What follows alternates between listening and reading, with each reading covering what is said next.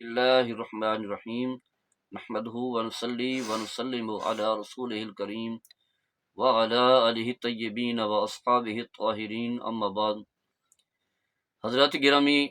ماہ رمضان میں ویسی تو بکثرت واقعات رونما ہوئے،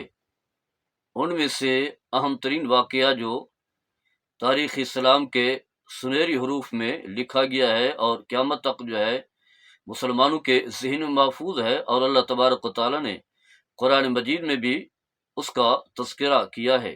فرمایا کہ وَلَقَدْ نَصَرَكُمُ اللَّهُ بِبَدْرٍ وَأَنْتُمْ أَذِلَّةٌ، یقینی طور پر اللہ تبارک و تعالیٰ نے تمہاری بدر کے مقام پر مدد فرمائی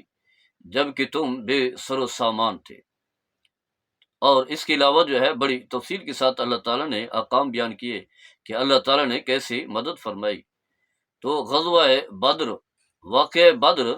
17 رمضان مبارک اور 2 ہجری کو ہوا۔ 2 ہجری سے مراد یہ ہے کہ جب نبی کریم صلی اللہ تعالیٰ علیہ وسلم نے مکہ سے مدینہ کی طرف ہجرت فرمائی تو ہجرت کے دوسرے سال ماہ رمضان کا مہینہ ہے، 17 رمضان مبارک ہے۔ اس واقعے کے رونما ہونے کے اسباب علماء نے بیان کیے ہیں۔ ان میں سے پہلا سبب تو یہ ہے کہ جب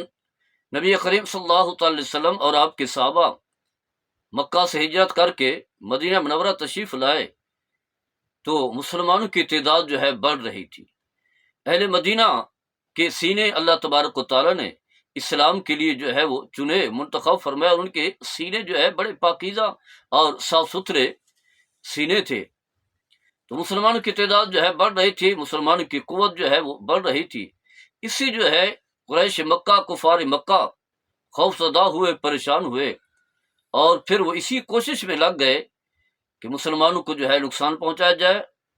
اور یہ بات واضح ہے کہ یہ افراد کا نقصان نہیں ہے، کوئی شخصیات کا نقصان نہیں ہے، مسلمانوں کا نقصان جو ہے یہ اسلام کا نقصان تھا، کیونکہ مسلمان ہی اسلام کے ترجمان ہیں، نمائندے ہیں۔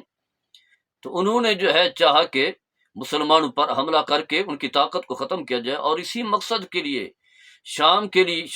جو ہے تجارت کے لیے جو ایک بہت بڑا لشکر بھی روانہ کیا ابو سفیان کی قیادت میں، تاکہ وہاں سے جو ہے سرمایہ اکٹھا کریں، کاروبار کریں، تجارت کریں، پیسہ لے کر کے آئیں، اور پھر اپنے لیے جو ہے اسلحہ حاصل کر کے مسلمانوں کو جو ہے نقصان پہنچائیں۔ تو اس سے پہلے جب تک کہ مسلمان مکہ میں تھے، اللہ تعالیٰ کی طرف سے حکم تھا صبر کرنے کا، مسلمانوں پر جتنے بھی مظالم ڈھائے جائیں کفار کی طرف سے تو رد عمل نہیں دینا، ری ایکشن کچھ بھی نہیں دینا،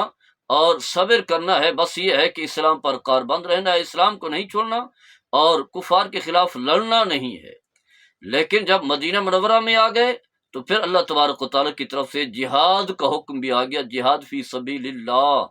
یعنی اللہ کے دین کی سربلندی کے لیے اپنی جان کا نذرانہ پیش کرنا اور اپنا مال جو ہے راہ خدا میں قربان کرنا، یہ ہے جہاد فی سبیل اللہ۔ اور جب یہ حکم آ گیا تو ہر صحابی جو ہے وہ جہاد کے لیے تیار ہوتا تھا، اس کی یہی خواہش ہوتی تھی کہ میرا یہ خون جو ہے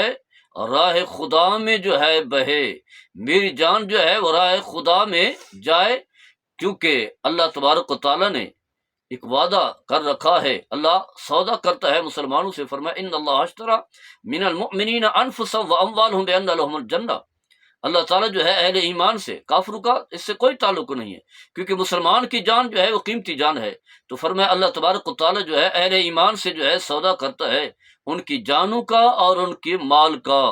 کہ اہل ایمان جو ہے اپنی جان راہ خدا میں قربان کریں، اپنا مال راہ خدا میں پیش کریں، اللہ تبارک و تعالیٰ اس کے بدلے میں جنت عطا فرمائے گا۔ آگے پھر اللہ تبارک و تعالیٰ نے تفصیل کے ساتھ اس سے متعلق گفتگو فرمائی ہے۔ تو ہر صحابی جو ہے وہ تیار ہوتا تھا، یہاں تک کہ خواتین بھی چاہتی تھی کہ ہم بھی جہاد میں شامل ہوں، لیکن واضح ہے وہ لڑ تو نہیں سکتی تھی، وہ مسلمانوں کی مرہم پٹی جو ہے کیا کرتی تھی، ان کی تیمارداری کیا کرتی تھی، اور ان کے لیے پانی لاتی تھی۔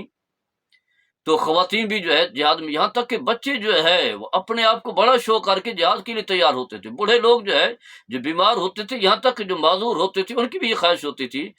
کہ ہم بھی راہ خدا میں لڑیں۔ جب دیکھتے تھے نوجوانوں کو پوری تیاری کر رہے ہیں، پورے شوق کے ساتھ جو ہے جہاد کے لیے جا رہے ہیں، تو صحابہ کرام کے اندر بھی بوڑھے صحابہ کرام کے اندر بھی طلب ہوتی تھی۔ تو خیر مسلمان بھی تیار ہو گئے اپنی جان پیش کرنے کے لیے، لیکن واضح ہے کہ اس وقت جو ہے ابھی نئے نئے یہاں آئے تھے، ان کے پاس کوئی ظاہری اسباب بھی نہیں تھے، اور تعداد افرادی قوت بھی قلیل تھی، مسلمانوں کی تعداد جو ہے 313 تھی، اور دوسری طرف جو ہے 1000 کے قریب تھے۔ مسلمان جو ہے پیدل تھے، اور کئی افراد کے پاس ایک ایک سواری ہوا کرتی تھی، جبکہ کفار تو پوری تیاری کے ساتھ آئے تھے، پوری جدید اسلحہ بھی تھا، سواریاں بھی تھی،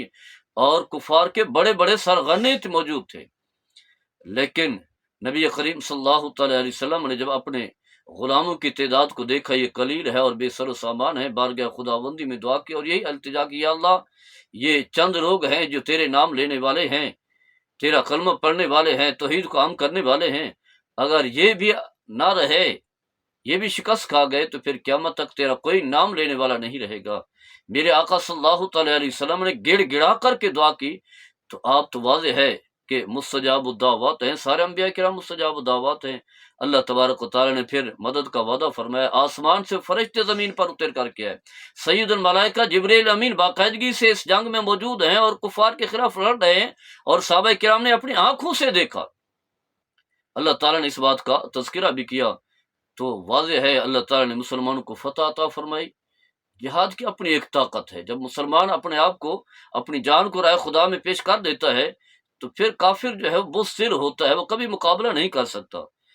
تو بڑے بڑے 70 کے قریب بڑے بڑے سرغنے جو ہے، ابو جہل، عتبہ، شیبہ، ولید، یہ سارے کے سارے جو ہے جو بڑے سرغنے تھے وہ مارے گئے، یہاں تک کہ نبی کریم صلی اللہ تعالی علیہ وسلم نے باقاعدگی سے نشاندہی کی، فرمایا ابو جہل اس جگہ میں مرے گا، اور صحابہ کرام نے اپنی آنکھوں سے دیکھا کہ ایک ہاتھ بھی آگے پیچھے اس کی موت واقع نہیں ہوئی۔ اسی طرح جو ہے عتبہ ہے، شیبہ، جس جس کا نام لیا وہ اسی جگہ جو ہے مرا پڑا تھا، اور مسلمان جو ہے کوئی 14 کے قریب جو ہے وہ شہید ہوئے۔ اللہ تعالیٰ نے جو ہے فتح عطا فرمائی، اسلام کا بول بالا ہوا، مسلمان کی طاقت جو ہے وہ عام ہوئی، اور کفر کو جو ہے وہ شکست ملی۔ تو یہ 17 رمضان المبارک کا واقعہ ہے،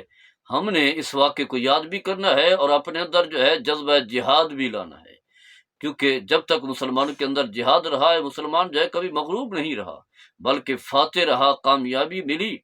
اور یہ بات یاد رکھیں کہ مسلمانوں نے کبھی جو ہے کفر پر پہل نہیں کی حملہ کرنے میں، کفار جو ہے حملہ کرتے رہے۔ تو اسلام جس طرح اخلاق کے ذریعے سے جو ہے پھیلا ہے، اسی طرح تلوار اور جہاد کے ذریعے سے بھی پھیلا ہے۔ یہ نہیں ہے کہ جہاں جہاد کی ضرورت ہو وہاں جو ہے وہ اخلاق کا جو ہے سبق دینے لگ جائیں، دشمن جو ہے وہ ہتھیار لے کر کے آ رہا ہو، آپ کو نقصان پہنچا رہا ہو، اور آپ جو ہے وہ جو ہے اخلاق کا درس دینے لگ جائیں، تو اس وقت جو ہے پھر ہتھیار اٹھانا ہے، ہتھیار کے مقابلے میں ہتھیار اٹھانا ہے۔ اور اس کے علاوہ جب وہ دشمن جو ہتھیار نہ اٹھا رہا ہو، تو پھر اخلاق کے ذریعے سے ان کی جو ہے وہ اصلاح کرنی ہے، اور اس لیے انہیں کلمے کی، اسلام کی دعوت دینی ہے۔ اللہ تعالی ہم سب کو ان ہستیوں کے جن کی بدولت ہم تک اسلام پہنچا، ان کے نقش قدم پر چلنے کی توفیق عطا فرمائے۔ وما علیہ البلاغ۔